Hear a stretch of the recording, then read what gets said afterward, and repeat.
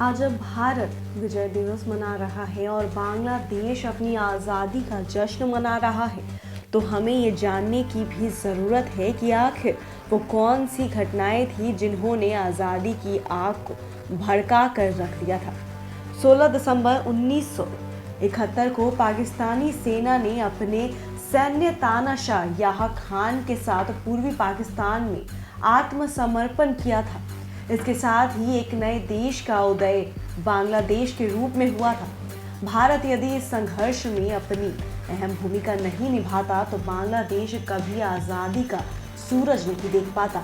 बांग्लादेश की आज़ादी की चिंगारी दरअसल काफ़ी वर्षों से धधक रही थी, लेकिन जब याह खान ने देश की जनता में रोष को देखते हुए आम चुनाव करवाए तो उसका रिजल्ट उसकी आशा के अनुरूप नहीं आया। बांग्लादेश की आज़ादी का सबसे बड़ा चेहरा मुस्लिम लीग के शेख मुजीब उर रहमान ने इन चुनाव में ज़बरदस्त जीत हासिल करके दी थी। उनकी पार्टी को बहुमत मिला।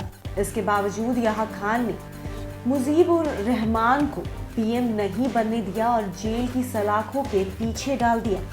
इस घटना ने देश में तानाशाह याह खान और पाकिस्तान के खिलाफ एक आग का काम किया जो भड़कती ही चली गई। इस घटना ने पाकिस्तान के पूर्वी इलाकों में आक्रोश को जन्म दे दिया, जिसको कुचलने के लिए जनरल टिक्का खान ने लोगों की जुबान बंद करने के लिए सेना को खुली छूट दे दी थी।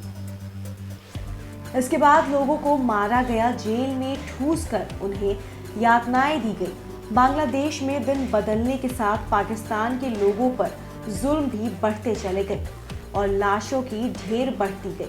25 मार्च 1971 का दिन बांग्लादेश के इतिहास में कभी ना भूलने वाले दिन के रूप में दर्ज है, जब पाकिस्तानी सेना और पुलिस ने पूर्वी पाकिस्तान में जमकर नरसंहार किया। ये नरसंहार 8 महीने तक लगातार चलता रहा। इसके बाद सेना ने कुछ जवानों ने पाकिस्तान तानाशाह और उसकी हुकूमत के खिलाफ बगावत कर दी थी और मुक्ति वाहिनी का गठन हुआ।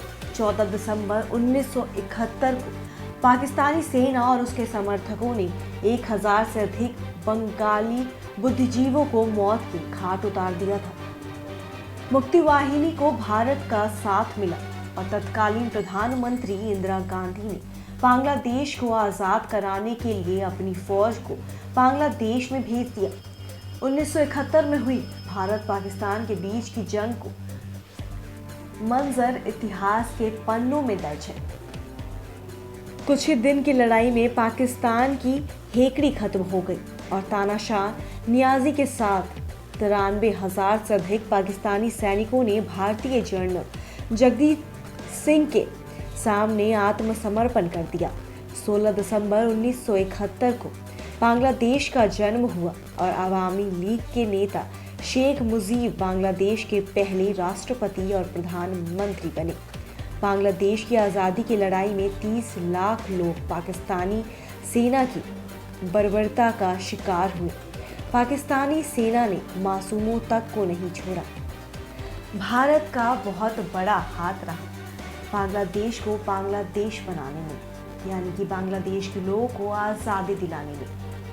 तत्कालीन प्रधानमंत्री इंदिरा गांधी ने अपने भारतीय सैनिकों को भेजा था पाकिस्तान की बांग्लादेशी लोग आज़ाद हो और उनका नया देश बने, जिसका नाम हुआ बांग्लादेश।